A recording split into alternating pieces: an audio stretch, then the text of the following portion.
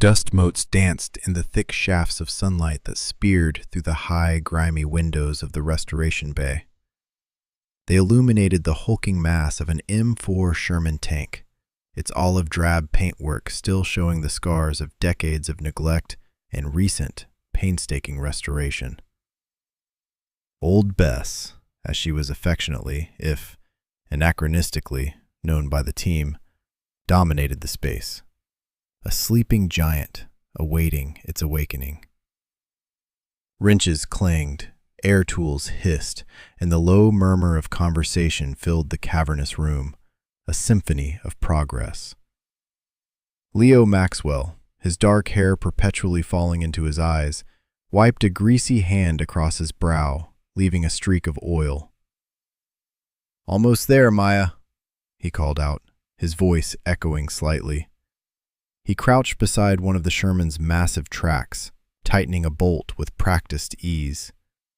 A natural leader, albeit one with a penchant for flashy pronouncements, Leo thrived on the energy of the bay. He loved the feel of the grease under his nails, the satisfying click of a well-seated component, and the anticipation of seeing his work culminate in a roaring engine.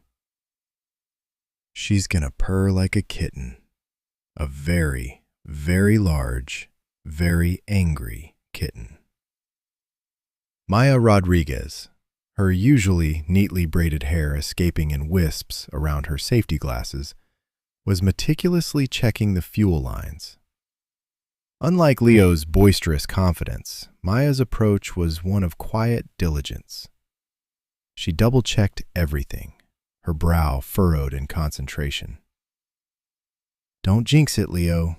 We've still got the final systems check, and you know how fickle these old girls can be." She valued accuracy above all else, a trait sometimes at odds with Leo's good enough philosophy, especially when a deadline loomed. A gaggle of other young mechanics, barely out of their apprenticeships, swarmed around the tank, their youthful enthusiasm infectious. They were a new generation, steeped in digital diagnostics and composite materials, yet here they were, coaxing life back into a steel behemoth from a bygone era. For them, it was more than just a job. It was a tangible link to history, a chance to get their hands dirty with something real and powerful. "Remember what Director Thompson said," Leo continued, standing up and stretching, a grin spreading across his face. "Big ceremony, dignitaries, cameras, the whole shebang. We can't have old Bess sitting there looking pretty but acting like a paperweight." Director Thompson, a man in his late 50s with a perpetually harried expression, chose that moment to stride into the bay. His tweed jacket was slightly rumpled, and he clutched a sheaf of papers to his chest, as if they were life rafts. The air of professional calm he usually maintained was frayed at the edges today. "Maxwell, Rodriguez, how are we looking?" he asked, his voice a little too high-pitched for comfort. He peered at the tank as if expecting it to spontaneously combust, or worse, remain inert. "On schedule, Director," Leo announced with a theatrical flourish, wiping his hands on a rag that had seen better days. "Just finishing up the last few checks. She'll be ready for her grand unveiling." Maya offered a more tempered assessment. "We're confident, sir. All major components are reassembled and tested. We're moving on to the final electrical and fuel system purges now. Should be ready for a start attempt within the hour." She shot a quick, pointed glance at Leo, reminding him that ready and purring were two very different states. Thompson nodded, though a muscle twitched in his jaw. "Excellent, excellent. The mayor's office has confirmed their attendance, and we have a film crew from the local news station arriving precisely at 2. We simply cannot have any hiccups." He gestured vaguely at the tank, his anxiety palpable. "This ceremony is vital, you understand. It's about showcasing the museum's commitment to preserving history, honoring our veterans, and, frankly, securing next year's funding. His gaze swept across the young mechanics, a silent plea for perfection. "No hiccups, Director," Leo assured him, puffing out his chest slightly. "We've got this. Old Bess is in good hands. She'll be roaring for the cameras." He winked at Maya, who merely rolled her eyes good-naturedly. The challenge for Leo was not just getting the tank to run, but to do so with flair, to make it a testament to his own skill and the youthful prowess of his team. As Director Thompson continued to pace, muttering about schedules and public relations, Maya ran her hand over the cold steel of the Sherman's hull. The sheer scale of the machine was humbling. It smelled of oil, old metal, and something faintly acrid, like forgotten battles. Each dent, each patch told a story. She imagined the noise, the chaos, the sheer terror and bravery that this very tank had witnessed. It was more than just a collection of parts. It was a vessel of memory, and they were the custodians of its return to glory. The weight of that responsibility settled heavily on her shoulders, pushing aside the youthful excitement for a moment. This wasn't just about showing off. It was about honoring something profound. "All right, team." Leo clapped his hands together, bringing Maya back to the present. "Let's get this show on the road. Final checks, then we fire her up." The bay buzzed with renewed energy, a blend of youthful exuberance and the focused determination of skilled hands. Old Bess, the sleeping giant, was about to awaken. An uninvited advisor. The clatter of tools and the rhythmic thrum of an air compressor filled the cavernous restoration bay, a symphony of progress. Leo, sweat beading on his forehead, grunted with effort as he wrestled a wrench into position, tightening the last bolt on the tank's track. "That's it, Old Bess," he puffed, stepping back to admire his handiwork. "One step closer to your big debut." He wiped his hands on a greasy rag, a grin spreading across his face, imagining the flashbulbs and applause. Across the bay, Maya, her brow furrowed in concentration, meticulously checked the fuel lines leading to the massive engine block. Her fingers, nimble and precise, traced every connection, ensuring no leak, no crimp, no imperfection would mar their efforts. The historical weight of the task settled on her shoulders. This wasn't just about a working engine, but about honoring the men who had relied on it. A slight shuffle, a faint scraping sound drew Maya's attention. She glanced up, then back to her work, assuming it was one of the other technicians. But the sound persisted, accompanied by a soft, almost imperceptible groan. She looked again. Framed in the doorway, a figure stood silhouetted against the fluorescent glow of the corridor. He was an old man, his frame stooped, leaning heavily on a gnarled wooden cane. His tweed jacket, though well-maintained, seemed to hang a little too loosely on his thin shoulders, and his silver hair, though neatly combed, betrayed the passage of many decades. His eyes, a startlingly clear blue, swept over the bay, lingering on the M4 Sherman with an intensity that made Maya pause. He didn't speak, didn't intrude, simply watched, a silent observer in their bustling domain. Leo, oblivious to the newcomer, strutted over, wiping his hands on his overalls. "She's almost ready for her test fire, Maya. Just need to button up a few more things, and we're golden." Maya straightened, gesturing subtly towards the old man. "We have a visitor, Leo." Leo followed her gaze, his confident posture faltering slightly. "Can I help you, sir?" he called out, his voice echoing in the vast space. The old man, Mr. Henderson, as his name tag on his jacket lapel faintly identified him, pushed himself forward, his cane tapping softly on the concrete floor. He moved with a quiet determination, his clear blue eyes never leaving the engine. He stopped a few feet from the massive metal beast, his head cocked slightly to one side, as if listening to a silent song. "You're missing something," he stated, his voice a low, raspy murmur that nonetheless carried across the bay. He pointed a trembling finger at the engine. The breather tube. It's not connected properly. Or rather, it's not the right one at all." Leo scoffed, a dismissive wave of his hand. "With all due respect, sir, we've been working on this engine for months. Every piece is either original or an exact, period-appropriate replica. We've had schematics, blueprints, even old maintenance manuals. We know what goes where." He puffed out his chest, a smirk playing on his lips. "Maybe back in your day they did things differently, but modern engineering is a bit more refined, you know?" Mr. Henderson's expression didn't change, his eyes still fixed on the engine. "It's a small thing, easily overlooked by someone who hasn't lived with it." His voice held a quiet certainty that, despite Leo's bluster, made Maya shift uncomfortably.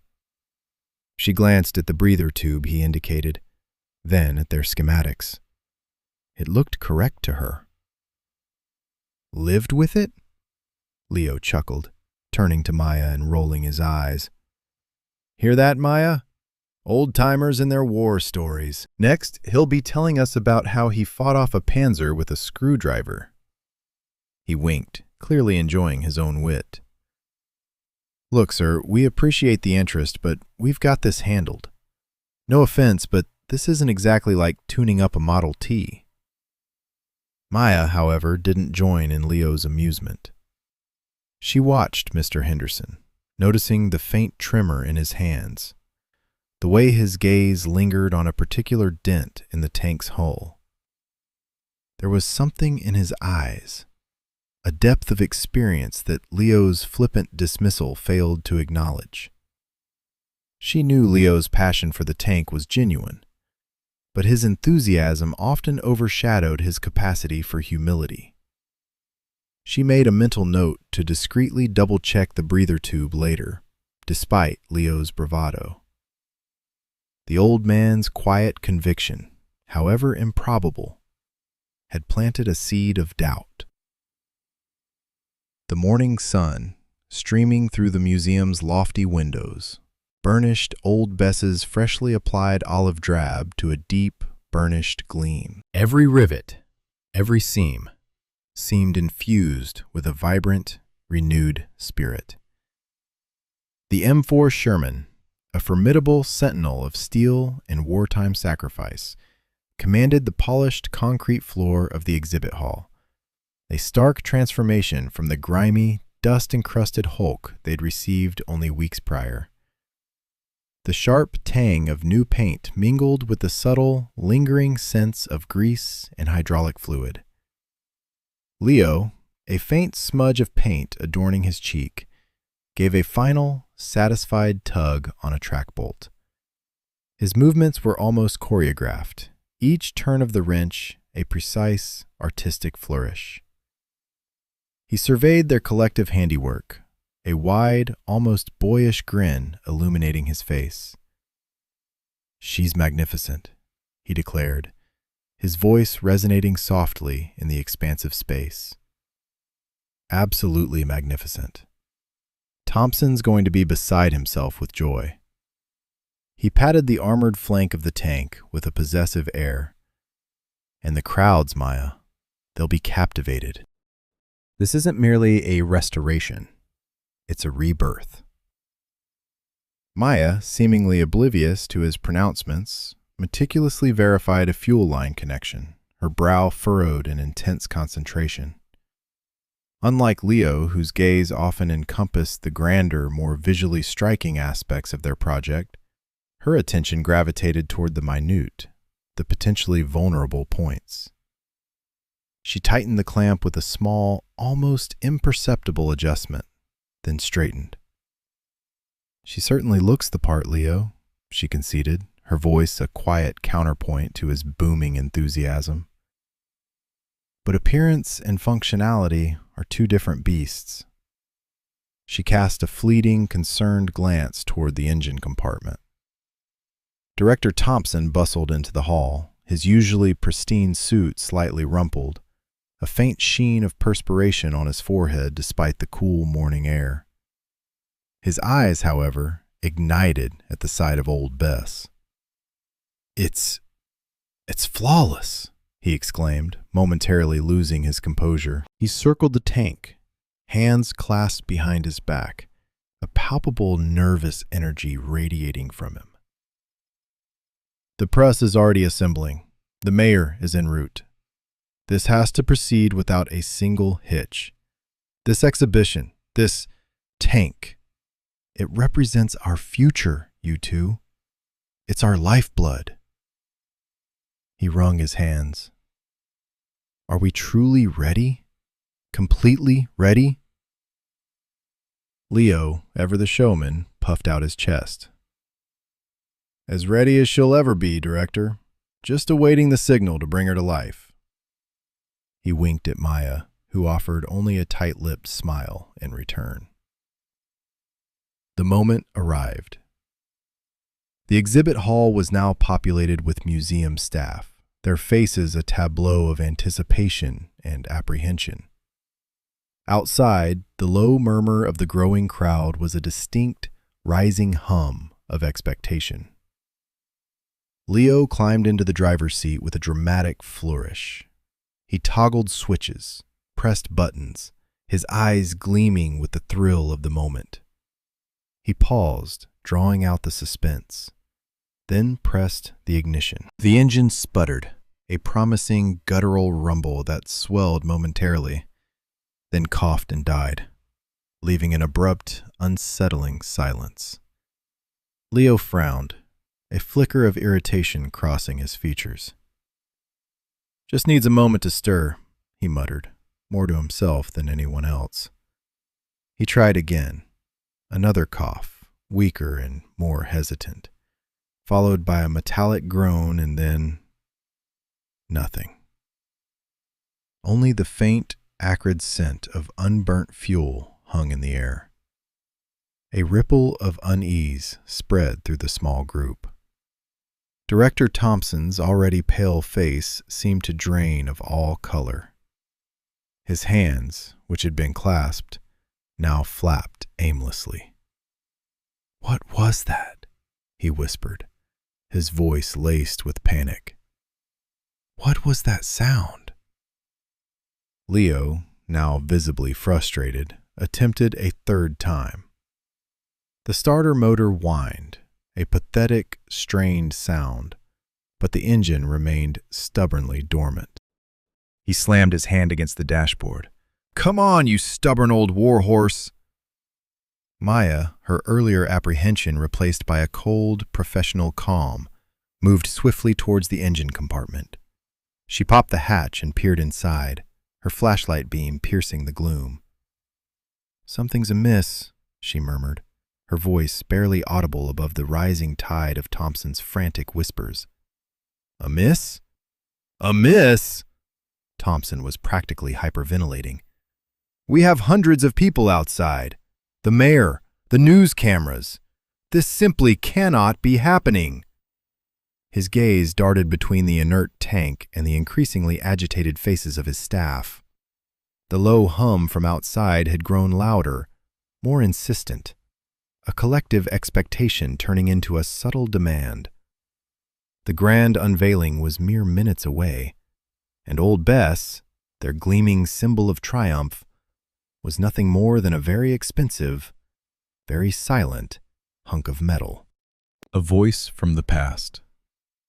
The hangar air, a cocktail of acrid exhaust and the metallic tang of desperation, pressed in.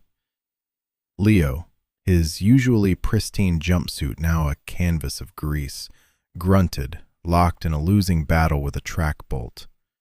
His face, contorted in theatrical frustration, turned to Maya. "It's the fuel line, I tell you. No pressure," he declared, his voice a low growl of annoyance, meant more for himself than her. Maya, meanwhile, her brow furrowed in concentration, meticulously traced the intricate vascular system of hoses and wires, her fingertips ghosting over the cold metal. "Fuel lines are clear, Leo. Spark plugs are firing. It's something deeper. I can feel it," she retorted, her voice a calm counterpoint to the rising panic that subtly vibrated through the vast space. Near the entrance, Director Thompson, usually an anchor of composure, quivered like a leaf. His face, a ghastly shade of white, was a conduit for incoherent mutterings about the mayor's imminent arrival and the public humiliation sure to follow. The distant murmur of an approaching crowd, a growing tide of expectation, only amplified the frantic energy. Amidst this swirling chaos, a solitary figure detached himself from the smattering of early arrivals. He was an old man, stooped by the invisible weight of years, his movements slow yet deliberate. His name tag, precariously pinned to a faded tweed jacket, identified him as Mr. Henderson. For the better part of an hour, he had been a silent observer of the energetic, if somewhat disorganized, restoration efforts. Leo and Maya had dismissed him with a polite nod and a shared glance, the silent idiom of youthful impatience. But Mr. Henderson remained. His gaze, however, wasn't on the bustling mechanics, but on the silent, hulking form of old Bess herself. Now he moved with a quiet authority that belied his frail appearance. He drifted past the flustered Director Thompson, past the buzzing camera crews already setting up outside, and approached the tank. His eyes, though filmed with the mists of age, held a sharp, knowing glint as they swept over the engine compartment, pausing briefly on the faint glimmer of a specific bolt. Leo, wiping a smear of grease from his forehead, looked up, startled by the old man's sudden proximity. "Everything all right, sir?" he asked, a touch of polite condescension in his tone. "We've got it handled. Just a minor hiccup." Mr. Henderson didn't respond directly. He simply extended a gnarled hand, his gaze unwavering as he looked from Leo to Maya. "May I have a wrench?" His voice was surprisingly clear, a low rumble that cut through the agitated whispers and frantic movements. Leo and Maya exchanged another look, this one laced with genuine surprise. A wrench? What could this old man, who looked as though a strong gust of wind might topple him, possibly do with a stubborn engine part? "Sir, with all due respect, this is a complex engine. It needs finesse," Maya began, trying to soften the refusal. But Mr. Henderson merely held out his hand, his expression firm, unyielding. "A 9/16, if you please." The specificity of his request hung in the air, momentarily silencing the hanger. Leo, momentarily forgetting his own task, slowly reached for his toolbox, his movements hesitant. He pulled out a crescent wrench and offered it. Mr. Henderson took it, his fingers closing around the cold metal with a surprising grip. Without another word, the old man shuffled closer to the M4 Sherman. He didn't fumble, didn't hesitate. His eyes, scanning the engine compartment, seemed to pierce through the grime and recent repairs, directly to something unseen by the younger mechanics. With a quiet grace, he knelt, his joints protesting with a soft groan, and then, with a practiced motion, he located a small, unassuming panel on the side of the engine block. It was a panel Leo and Maya had barely registered, deeming it insignificant in their extensive overhaul. With a gentle but firm twist, Mr. Henderson worked the wrench, and the panel, with a faint click, popped open. A gasp escaped Maya's lips. Leo's jaw dropped. Inside, nestled amongst a tangle of wires and hoses, was a small, almost forgotten valve. The old man, oblivious to their stunned reactions, reached in, his fingers moving with an uncanny familiarity. Echoes of Old Bess. Despite their age, Mr. Henderson's gnarled fingers danced with surprising agility across the open engine panel. He paid no mind to Leo's hurried shouts or Thompson's escalating agitation. His gaze, distant yet intensely focused, bypassed the obvious conduits and gleaming new hoses. It sought something else, a hidden element, a spectral mechanism only memory could conjure. As his knuckles brushed a cold metallic plate, his eyes narrowed almost imperceptibly. With a soft click, he engaged a tiny, nearly invisible switch tucked amidst a snarl of modern wiring. The museum's clamor, the worried faces, the scent of oil and fresh paint, everything dissolved. In their place, the pungent aroma of damp earth and cordite filled his senses. The air thickened, heavy with the acrid stench of burning fuel and raw fear. No longer an old man in a pristine exhibition hall, Mr. Henderson was a young corporal, hunched over this very engine, the diesel's throbbing rhythm vibrating through his bones. Mud, thick and unyielding, coated everything. It caked his boots, smeared his fatigues, and speckled the tank's battle-worn metal. The relentless drumming of rain on the turret formed a constant, oppressive soundtrack, punctuated by the guttural roar of distant artillery. A pervasive cold seeped into his very marrow, a chill no wool or hot rations could ever truly dispel. Faces, young and earnest, flickered before him. Mac, with his perpetually smudged grin, always humming a jaunty tune even amidst the chaos. Jenkins, quiet and watchful, whose hands, surprisingly delicate, maintained the cannon's breech. And then Smitty, forever lost in dreams of his girl back home, her letters clutched like a sacred talisman. They were his crew, his chosen family, forged in war's crucible, their laughter and their terror echoing within their armored sanctuary. The cannon's bark ripped through the air, a deafening concussion that rattled his entire body. He remembered the metallic shudder of recoil, the acrid smoke that choked the interior for agonizing seconds. He recalled the desperate shouts, the frantic reloading, the sickening thud of incoming fire against the hull. It was a symphony of chaos, a daily dance with death. He was back inside Old Bess, their M4 Sherman.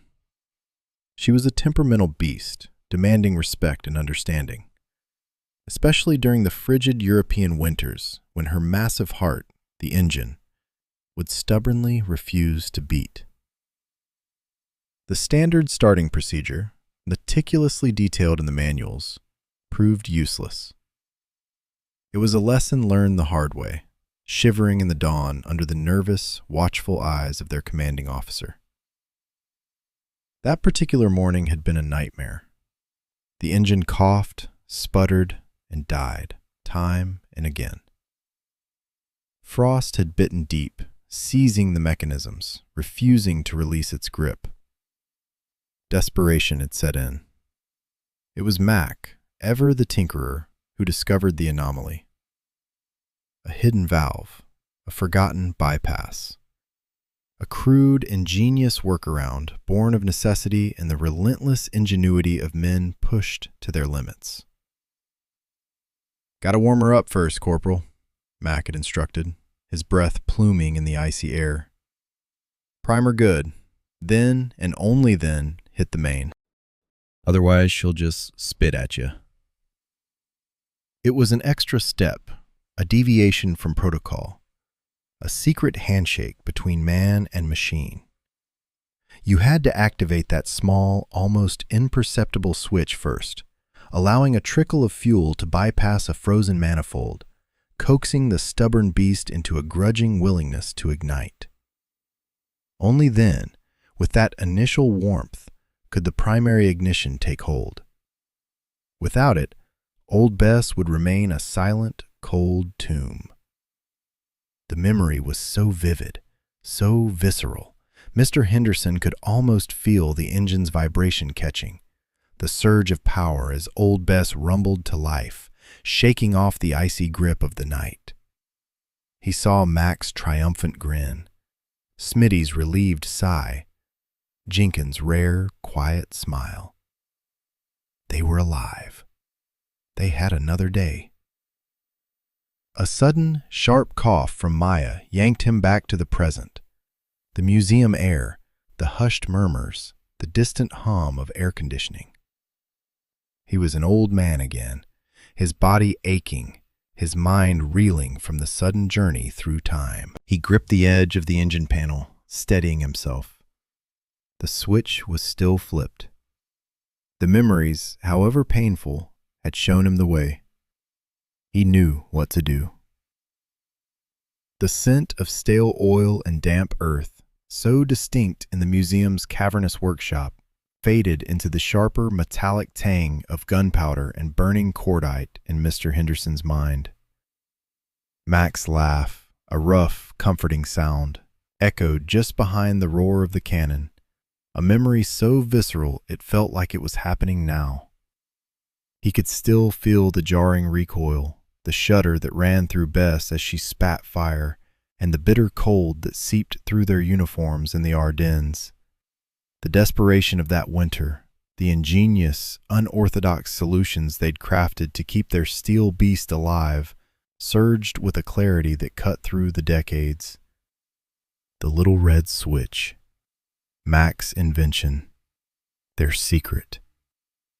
His eyes snapped open, the faint hum of the fluorescent lights above replacing the whine of artillery shells. The present coalesced around him, the vast, shadowed hull of the M4 Sherman, the hushed tension of the museum staff, and the insistent, anxious fidgeting of Director Thompson.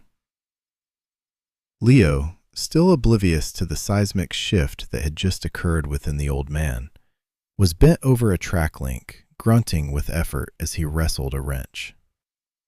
Maya, her brow furrowed in concentration, meticulously traced a fuel line, her movements precise and deliberate. A strange calm settled over Mr. Henderson, a quiet resolve that belied the storm of memories he'd just weathered. He straightened up slowly, his movements no longer stiff with age, but imbued with a surprising, quiet authority. He looked at Leo, whose face was smudged with grease, then at Maya, whose gaze met his, her expression a mix of exhaustion and faint hope. "Try it again, son," Mr. Henderson said, his voice clearer than it had been all morning, devoid of its previous waver. He gestured vaguely toward the driver's compartment, where the ignition key waited. Leo paused, his wrench still gripping the bolt. He looked up, a flicker of irritation crossing his face. "Try what again, Mr. Henderson? We've tried everything. Every possible sequence, we've been at this for hours." He ran a hand through his already disheveled hair, exasperation etched on his features. "Unless you've suddenly got a magic wand hidden in your pocket." Director Thompson, overhearing, wrung his hands. Leo, please. We are losing precious minutes. The mayor's motorcade is already being spotted on Elm Street. Do something. Maya, however, seemed to sense a shift. She looked from Mr. Henderson's steady gaze to Leo's skeptical face. Leo, she interjected softly, just try it. What's one more turn of the key? Her voice was low, but her conviction was palpable. Leo sighed, a theatrical puff of air that conveyed his utter disbelief. He wiped his hands on a rag, the grease staining the fabric. He was a showman at heart, and the idea of another failed attempt, especially with a growing crowd beyond the ropes, was galling. But the desperation in Director Thompson's voice and the quiet certainty in Maya's gnawed at him. He glanced at Mr. Henderson, who simply stood there, an unreadable expression on his face, a faint, almost imperceptible smile playing on his lips. Fine, Leo muttered, pushing himself up. He lumbered into the driver's seat, the old metal groaning under his weight. He slid his hand into the key slot, the cold metal a familiar contact. He paused, looking out at the expectant faces through the open hatch. The crowd, now a significant presence, had begun to murmur, their curiosity piqued by the sudden halt in activity. Beyond the glass doors, the glint of mayoral security cars was visible. He took a deep breath, steeling himself for the familiar, disheartening click and whir of a dead engine. Just get it over with, he thought, bitterness rising. He turned the key. Instead of the customary, pathetic groan, a deep, guttural cough rumbled through the tank. It wasn't the tentative sputter of a dying engine. It was the defiant, awakening roar of a sleeping beast. The sound was raw, primal, a thunderous symphony of metal and combustion that vibrated through the concrete floor, shaking the very bones of the museum. The air itself seemed to compress, then explode with the powerful exhalation of the engine. The M4 Sherman, a relic of a bygone era, had suddenly found its voice. A collective gasp swept through the workshop. Director Thompson staggered back, nearly tripping over a toolbox, his face a mask of utter shock. Maya gasped, her hand flying to her mouth, her eyes wide with disbelief and awe. Leo himself froze, his hand still on the key, his jaw slack. The vibrations coursed through him, a jolt of pure, exhilarating power. Outside, the murmuring crowd erupted. A wave of cheers, surprised shouts, and spontaneous applause rolled through the museum. The engine roared again, settling into a powerful, rhythmic beat, a living, breathing entity demanding attention. The smell of exhaust, rich and distinct, began to permeate the air, a scent that for Mr. Henderson was not just fuel, but the essence of resilience, the very breath of Old Bess herself.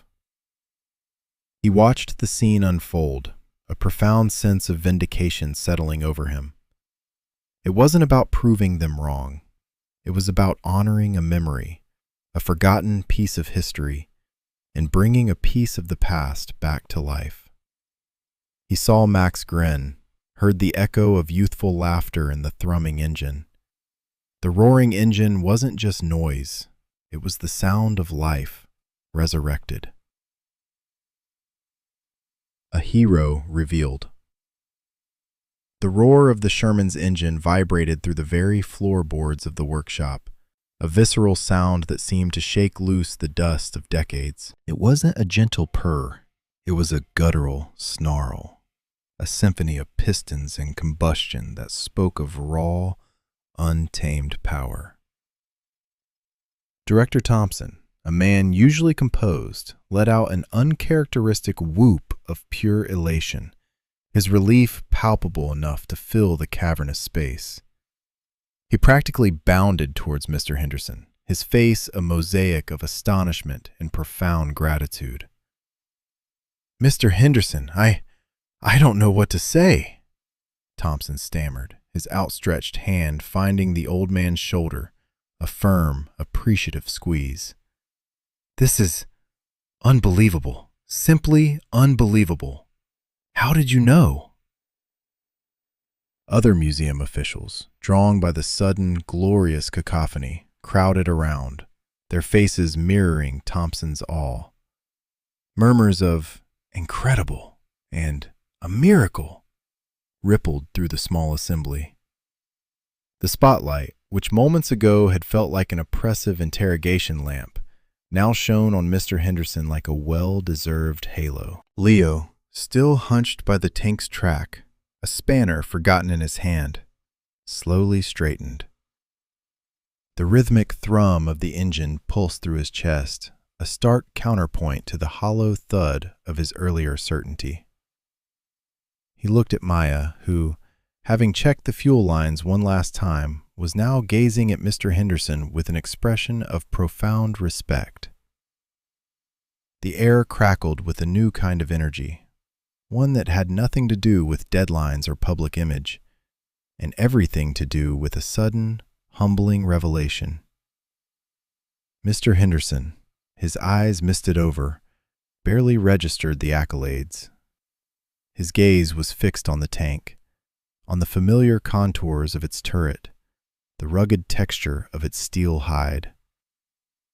The engine's rhythm was a heartbeat, a living pulse that resonated deep within him, stirring memories that had been dormant for far too long. A tear, slow and deliberate, traced the path down a weathered cheek, carving a silver track through the landscape of his age. "Old Bess," he whispered, his voice raspy, thick with emotion. The name, spoken with such tender intimacy, cut through the celebratory chatter, silencing the small crowd. It was a name imbued with a history they couldn't possibly fathom, a secret shared between a man and a machine. Thompson, sensing the profound shift in the atmosphere, lowered his voice. "Old Bess?" he prompted gently. Mr. Henderson nodded, a tremor running through his frame. He reached out a hand, almost reverently, touching the cool, hard metal of the tank's side. His fingers, gnarled with age, traced a faint scar on the armor, a silent communion. She was our girl," he began, his voice gaining a quiet strength, a resonance that commanded attention. "My girl, our crew's girl." He paused, taking a slow, shaky breath. I was her last surviving crewman." The words hung in the air, heavy with history, with loss, with an almost unbearable poignancy. The workshop, once a place of frantic repair and technical jargon, transformed into a hallowed space, a crucible of memory.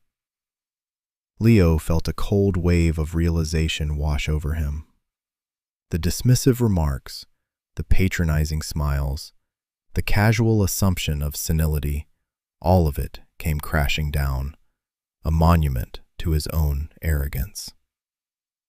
This wasn't just an old man with a story. This was the old man, a living, breathing testament to the very history they were trying to preserve. His gaze met Maya's, and in her eyes he saw the same dawning comprehension, the same profound regret. The spanner in his hand suddenly felt impossibly heavy, a symbol of his short-sightedness. You served on this tank?" Maya asked, her voice barely above a whisper, laced with a new, profound respect. Her earlier intuition, that quiet nudge towards Mr. Henderson, now felt like a prophetic whisper. Mr. Henderson turned, his tear-filled eyes meeting hers. There was a quiet dignity in his gaze, a clarity that belied his age. "I did," he confirmed, his voice now firm, imbued with the authority of experience. "From North Africa to the Bulge. This old girl, she saved my life more times than I can count. And I tried to save hers." He chuckled, a dry, emotional sound. "That little red switch. Mac, our driver, he rigged it. Kept her going when she had no right to. Saved our bacon more than once." The mechanics, the museum officials, even Leo, listened rapt. The tale wasn't just a historical anecdote. It was a personal saga, a testament to courage, ingenuity, and the unbreakable bond between soldiers and their machines. The engine's roar, which had been a sound of triumph, now became a eulogy, a living memorial to a past that had been on the verge of being forgotten. Mr. Henderson wasn't just a knowledgeable visitor. He was a hero, a living link to a vital, visceral piece of history standing right before them, finally revealed. Hand on history. The rumble of Old Bess settled into a steady thrum, a heartbeat echoing through the cavernous workshop. The air, thick with the scent of oil and exhaust, now carried an electric charge of awe and reverence. Leo, who moments ago had been shouting instructions and wiping grease from his brow with dramatic flair, stood utterly still, the spanner he'd been tightening on a track bolt forgotten in his grip. Maya, her usually nimble fingers paused mid-check of a fuel line, stared at Mr. Henderson with an expression that blended shock with dawning understanding. It was Leo who broke the silence, his usual boisterousness replaced by a quiet, almost hesitant tone. He walked slowly towards Mr. Henderson, his gaze fixed on the older man's face. "Mr. Henderson," he began, his voice barely above the engine's purr. I don't know what to say. We were so disrespectful. I am truly sorry for everything." The words, stripped of any theatricality, felt genuine, heavy with the weight of his previous dismissiveness. He glanced at Maya, who nodded in solemn agreement, her own apology unspoken but clear in her eyes. Maya approached, her movements more measured than Leo's, her gaze unwavering. "We should have listened," she said, her voice soft but firm. "We let our assumptions blind us. Your knowledge, it's invaluable. We're so deeply sorry, sir." She extended a hand, not for a handshake, but as an offering of respect. Mr. Henderson looked between them, a gentle smile slowly spreading across his weathered face.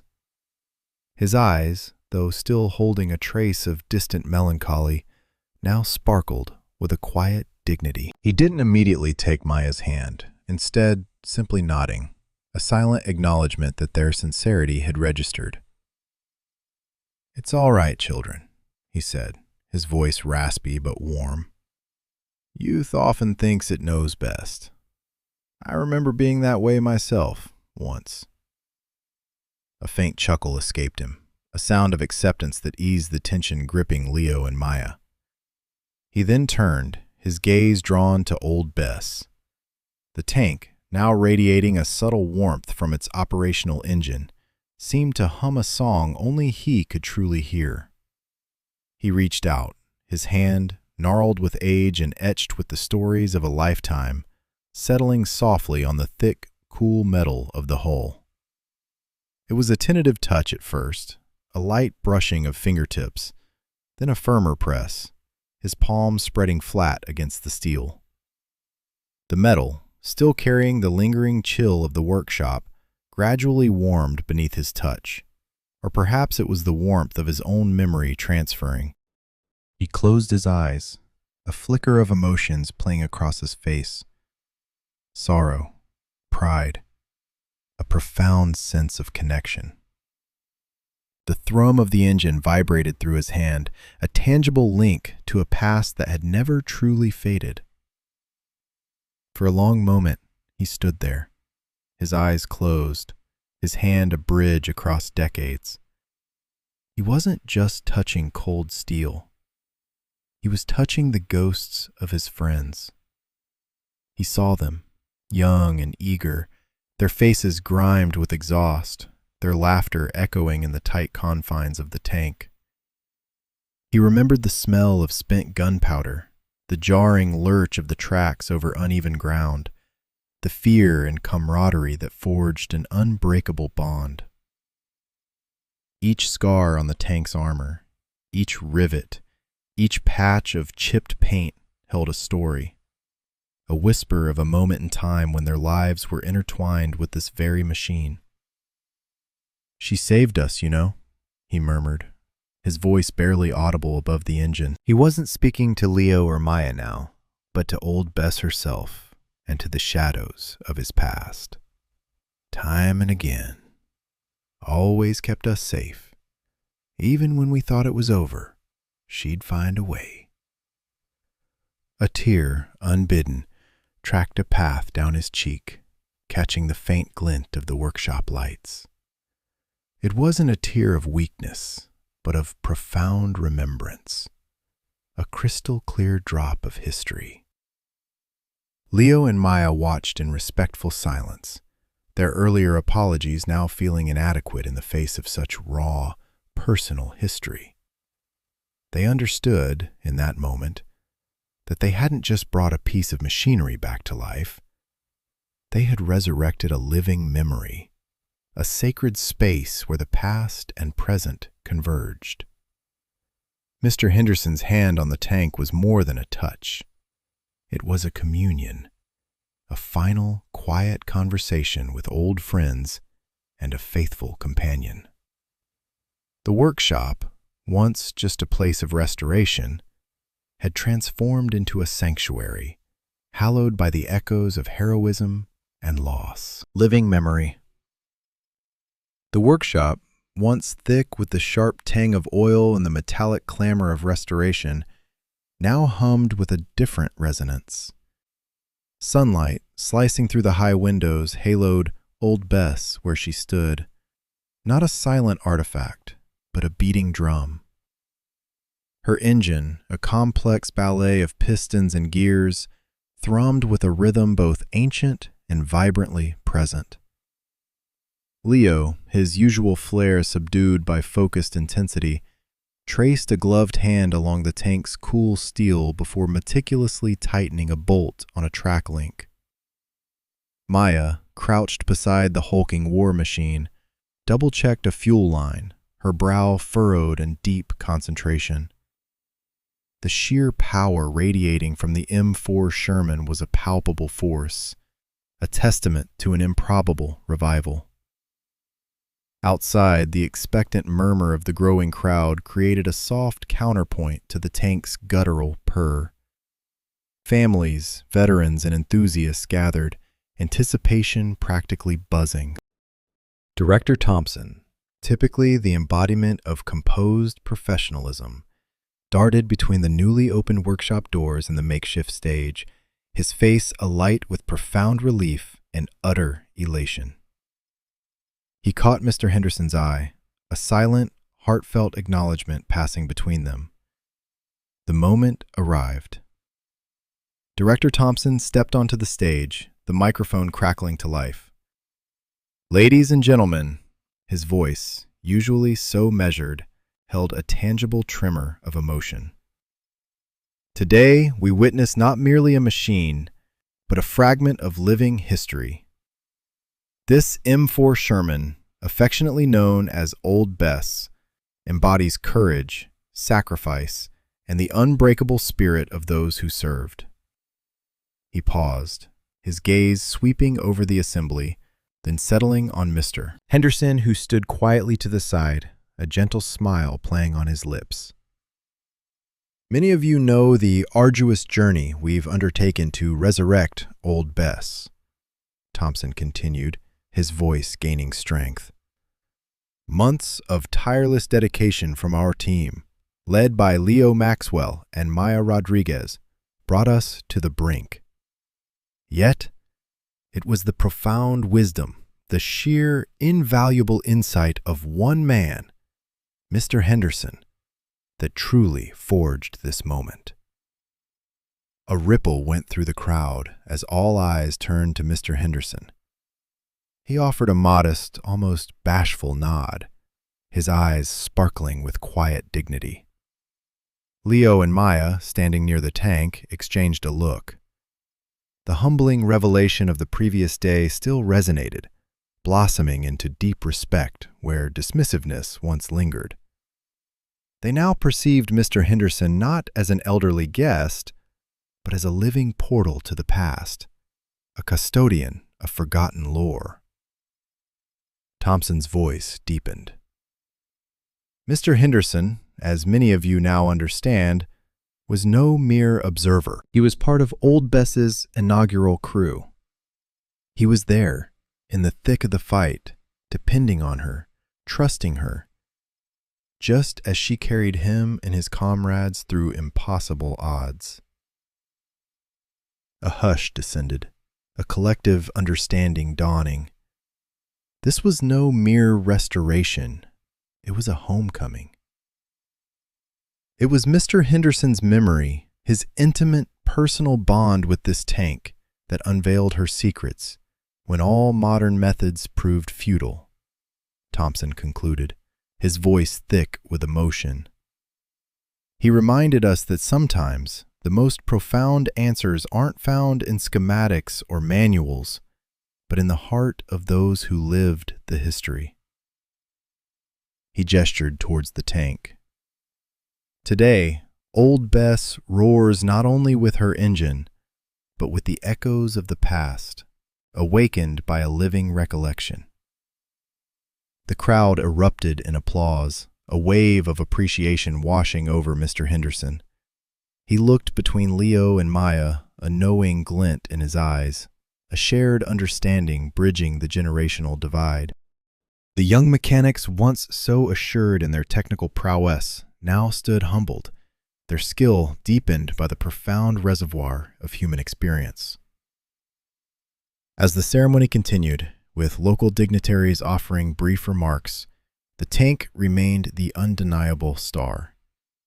Her engine maintained its steady thrum, a warm, rhythmic pulse that seemed to resonate through the very earth. Children, wide-eyed and captivated, pointed at the intricate track mechanisms. Veterans, their faces etched with the passage of time, gazed at Old Bess with a blend of reverence and wistful remembrance. For Leo and Maya, the tank had utterly transformed. It was no longer just a project, a complex machine to be revived. It was a vessel of narratives, a metal shell imbued with the echoes of lives lived, battles fought, and bonds forged. They understood now that their role wasn't merely to mend gears and circuits, but to honor the vibrant memory she embodied. Mr. Henderson, after accepting a heartfelt handshake from Director Thompson, walked slowly towards Old Bess. He placed his hand gently on her hull, the cool steel beneath his palm a familiar comfort. He closed his eyes for a moment, a faint smile on his lips. The engine's roar was not just sound. It was a whisper from decades past, a stark reminder of the raw power that had shielded him and his friends. He opened his eyes, meeting Leo's gaze, then Maya's. In their expressions, he saw not just remorse, but a newfound respect, a profound connection to the history he carried. Old Bess was running, and with her, a vital piece of the past had been powerfully, beautifully resurrected, bridging the chasm between generations with the enduring strength of human memory. The ceremony ended, but the tank continued to idle, a beacon of living history, its engine's steady beat a testament to the wisdom that had almost been lost, and the respect that had ultimately saved it.